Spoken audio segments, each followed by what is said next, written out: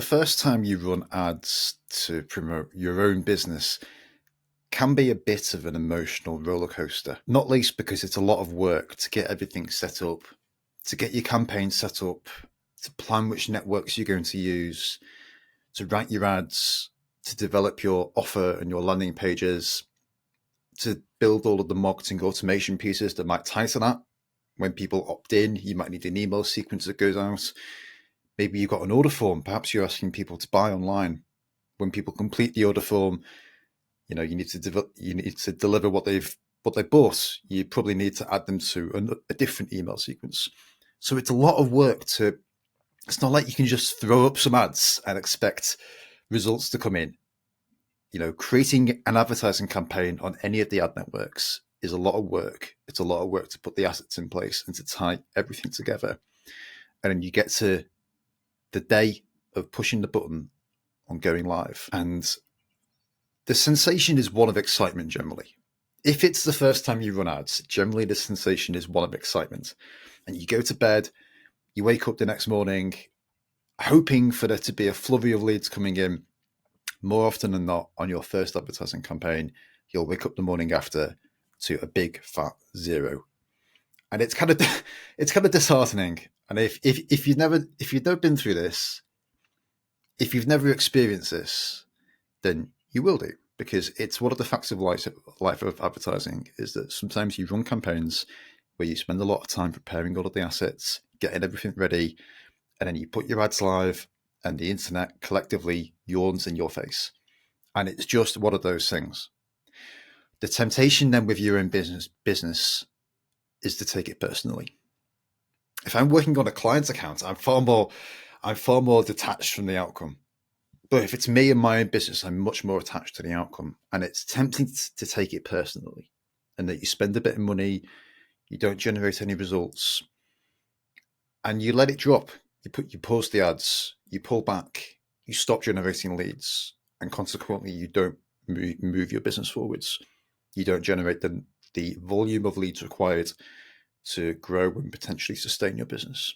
And that is a crying shame. So today's episode of the Storytelling Podcast is going to address the mindset of running ads for your own business. And I'm calling this the advertising mindset. There's 3 ideas we're going to talk about. The first is stoicism, the second is persistence, and the third is risk, which really relates to budgets. So let's jump in. A few years ago, I published all of my daily emails that I wrote throughout the year. I combined into a book called The Grumpy Marketer Annual. It was called Grumpy Marketer 2017. There were 3 versions: Grumpy Marketer 2016, Grumpy Marketer 2017, and Grumpy Marketer 2018. Those books are actually still on Amazon. If you go and search for Grumpy Marketer on Amazon, my books will show up. And the concept of me being a grumpy marketer was kind of a joke. I'm called grumpy very often by my wife. She thinks I am very grumpy about a wide range of things, and sometimes she is correct. I have also been known to be grumpy about marketing, which is kind of funny because it's the only thing I'm qualified in any respects to do and have any real, degree of work experience in. But I'm grumpy about the way marketing often works, and about the fact that the people who seem to make the most money working in marketing are often offering get-rich-quick solutions, and that's kind of the opposite to what I'm doing. So I'm kind of grumpy about that as well. But I actually think I actually think the word grumpy was wrong. I think really what I am is stoic.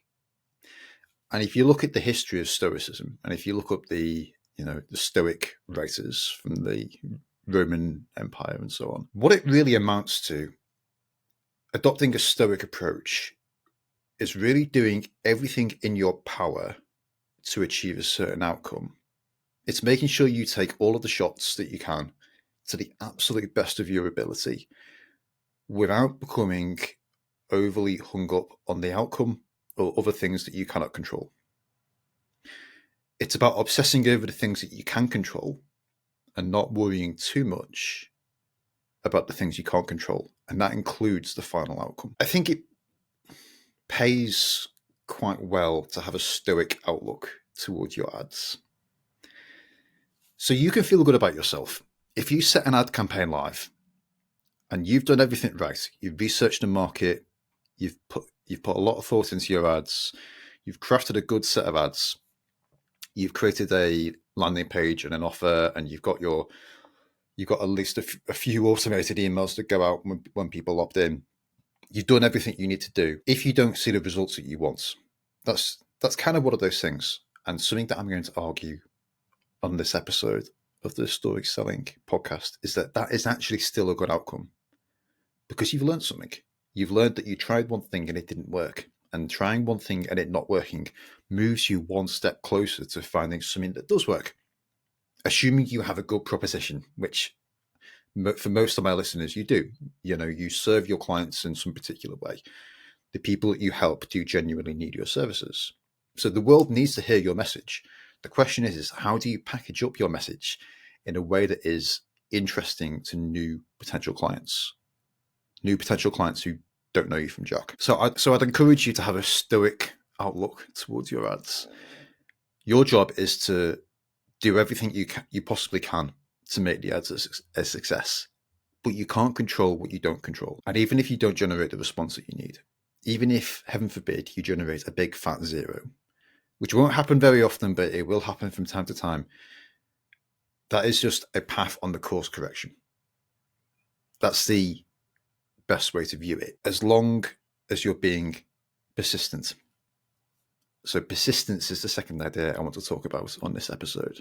So you've adopted the Stoic approach. The second element in the advertising mindset is taking persistent action towards achieving traction with your ads. To a degree, the thing that underpins persistence is having a longer term outlook than sort of the next 7 or 30 days. A lot of paid advertising, especially if you are a service provider and you're managing ads for clients, the focus is very much on the short term. You need to deliver the goods now or the arrangement is going to end. If you're running ads for your own business, it's a little bit different, because you want to take a slightly longer term approach. You're trying to find an approach that will deliver profitable leads to your business that your competitors can't immediately see or copy or knock off, or even if they do try to copy it and knock you off, they can't, because you've been making small incremental improvements, adjustments, course corrections to your strategy, and not all of those course corrections are visible. Not all of those tactical decisions that you have made that are right for you and your business, not all of those tactical decisions will be right for them. So if they look at your ads and look at your landing pages and see that you're doing and saying certain things, they can copy that, but those things might not necessarily be right for them. So the idea behind persistence is that we're viewing this as a long-term project. And the goal here is to generate affordable, consistent leads, attention coming into your business. Every business needs attention, more attention coming into it from new potential clients. And my argument is that paid ads it's certainly the fastest way of doing that. And it also is the fastest way of testing your messaging in order to then leverage your messaging in other media, which was what we were talking about last week. But it's no good to just run ads for 7 days or 14 days and then either see a big fat zero or to not see the results that you want. And it is disappointing. It is disappointing, especially when you've spent a lot of time, if nothing else, getting everything in place. It's disappointing when it doesn't work. But it's generally a mistake to shut the ads off. Or at least to shut the ads off and not immediately start working on your next iteration, on your next campaign. Often when an ad campaign doesn't work, it's very rarely because the whole thing is wrong. When you isolate the different components, you got your audience targeting, you got your ad copy, you got the call to action itself and the wording of the call to action. You might have a landing page if you're sending people to a page on your website. You've got your proof elements on the landing page. It's very rare that all of these things might be wrong. Usually it's one thing that's wrong.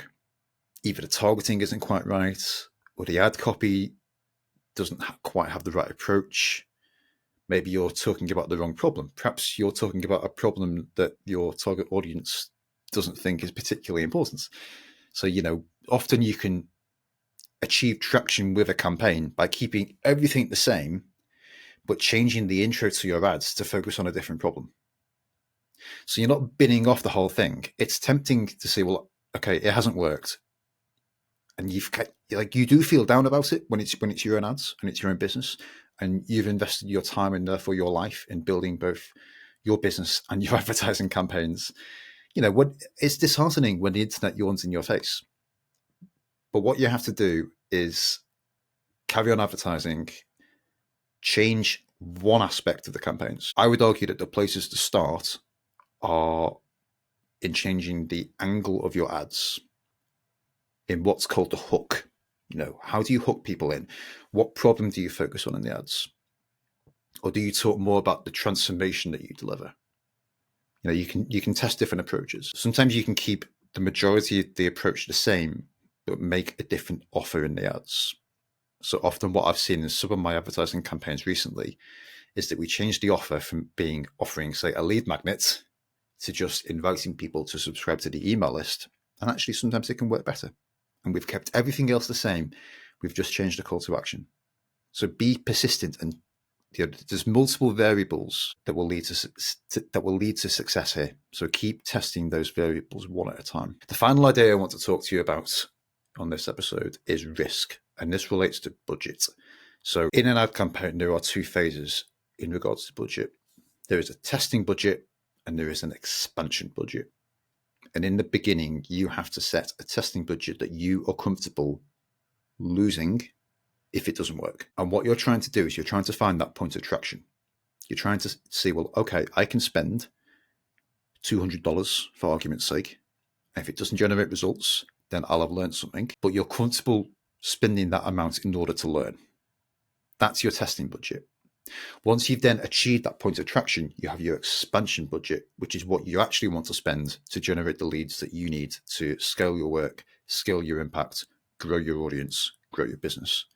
But for most of my clients, we have to start off by figuring out what that test budget is. And really what we're trying to do is make small risks, but allow for the possibility of big gains. Because when you achieve traction in your ad, that is a big gain. That's probably a gain that, if you have direct competitors, that's probably a gain that they do not have. So you're spending a little bit of money, you're investing a little bit in your ads, you're making small risks on an ongoing basis in a persistent way with a stoic mindset, with a view to trying to unlock big results. We're trying to spin the key in the lock to find the right combination that's going to unlock greater, more leads at an acceptable cost per lead. So that's really the advertising mindset. In recap, the three ideas that we've covered are stoicism, persistence, and risk. So stoicism being to do with doing everything in your power to achieve a positive outcome without being overly attached to the outcome. Persistence is taking constant steps, constantly testing, making small risks to try and unlock big results. In terms of persistence, I think you need to be in your ad account every 1 to 2 days, especially on LinkedIn. If you're running ads on paid social, you need to be in the ad account quite frequently. It's not a set and forget thing. So persistence is also tied to, if you get busy running your business for weeks and weeks at a time, then you need to pay someone to manage your ads for you. On which note, if you want help with that, if you want to talk to me about options, go to storyselling. We'll go from there. Otherwise, thank you for listening to this episode of the Story Selling Podcast. Hope it's been interesting. I will speak to you next time.